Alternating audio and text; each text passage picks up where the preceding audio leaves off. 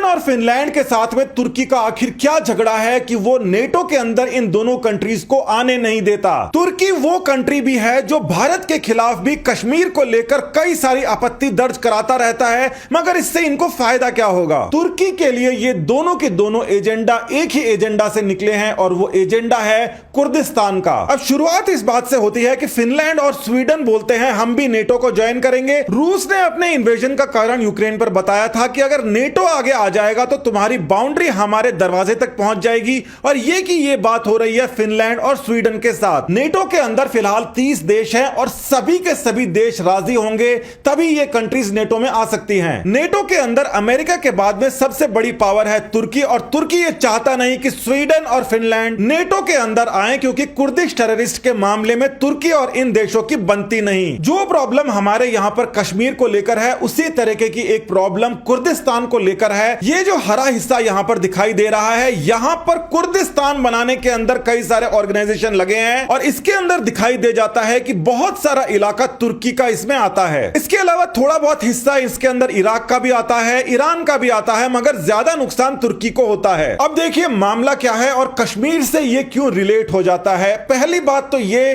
कि दोनों के दोनों सेपरेटिस्ट ऑर्गेनाइजेशन है जो कश्मीर के अंदर आते हैं और कुर्दिस्तान के अंदर आते हैं, और पूरे विश्व में किसी को भी इस बारे में संदेह नहीं है कि कुर्दिश नेशनलिस्ट ऑर्गेनाइजेशन एक मिलिटेंट संगठन है, और इसी वजह से इसको कई सारे देशों ने टेररिस्ट ऑर्गेनाइजेशन का नाम दे रखा है। मगर यूरोपियन देशों और खासकर नॉर्डिक कंट्रीज के अंदर यह खास बात है कि आपके लिए जो टेररिस्ट हैं, इनके लिए वो एक रेबेलियन होते हैं। तुर्की वो पहला इस्लामिक देश है जिसने सबसे पहले इजराइल को एक देश की मान्यता दी थी, और उसके बाद में यहां के प्रेसिडेंट तो मिलने भी जाते हैं। ये बात सबको हैरान कर जाती है। अब समझ लीजिए बाकी इस्लामिक कंट्रीज के खिलाफ जाकर तुर्की इजराइल के साथ क्यों जाता है और कश्मीर का मुद्दा क्यों उठाता है। दोनों का एक ही कारण है। दो कंडीशंस देखिए। पहली कंडीशन यहां पर कुर्दिस्तान बनाने की है जिसको तुर्की मानता नहीं, और यहां पर मिलिट्री ऑपरेशंस होते हैं, और दूसरी कंडीशन इजराइल के अंदर फिलिस्तीन की है। मतलब यह कि छोटे से एरिया के अंदर दो सेपरेटिस्ट ऑर्गेनाइजेशंस ऑलरेडी काम कर रहे हैं, और ये दोनों के दोनों देश इसके लिए महत्वपूर्ण हो जाते हैं। तुर्की और इजराइल दोनों ही बहुत ही बड़ी मिलिट्री पावर हैं, और अगर आपस के अंदर ये कोऑर्डिनेट नहीं करते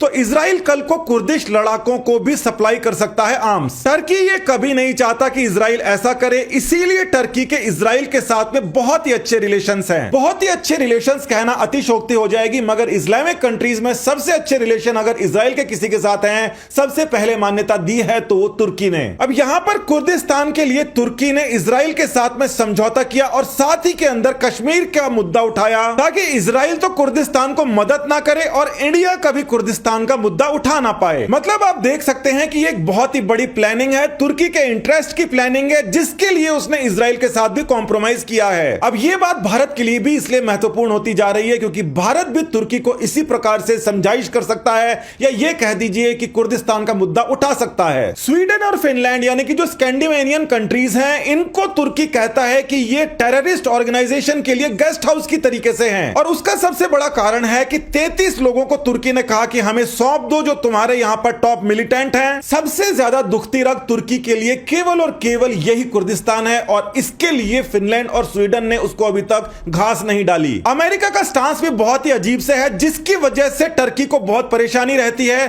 कि अमेरिका कहता है कि हां ये टेररिस्ट ऑर्गेनाइजेशन तो है, मगर ये जो ऑर्गेनाइजेशन है, जिस ऑर्गेनाइजेशन से जाकर बना है, उसको अमेरिका मदद करता है। यानी कि जो कोर संस्था है उसको मदद करता है अमेरिका, मिलिट्री से भी और पॉलिटिकल पावर से भी। इसीलिए तुर्की बहुत ज्यादा चिढ़ा रहता है। कई सारे जो उनके कदम होते हैं नेटो कंट्रीज के अलग जाते हैं। रशिया को यह पता है कि इतनी आसानी से फिनलैंड और स्वीडन को टर्की नेटो के अंदर आने नहीं देगा, और यहां पर एक बहुत बड़ी धमकी दे दी जाती है रशिया की तरफ से। ये जो धमकियां हैं ये सही में बहुत ही अजीब है। रशिया कहता है कि 10 सेकंड के अंदर फिनलैंड को स्वाहा कर दूंगा और 200 सेकंड के अंदर यूके को नेस्तनाबूद कर दूंगा अपनी हाइपरसोनिक मिसाइल से। अब रशिया की ये जो बात है ये इतनी ज्यादा बेसलेस नहीं है, वो ये कर सकते हैं। उन्होंने हाल ही के अंदर दिखाया है कि जो किंजल मिसाइल है उसको रोका ही नहीं जा सकता। इसी बीच के अंदर यह भी देखने को मिल रहा है कि तुर्की ने सीरिया के ऊपर बहुत ज्यादा अटैक्स बढ़ा दिए हैं। 22 अप्रैल की खबर है। अब यहां पर यूरोप की पॉलिटिक्स बिल्कुल सरेआम आ जाती है। अगर फिनलैंड और स्वीडन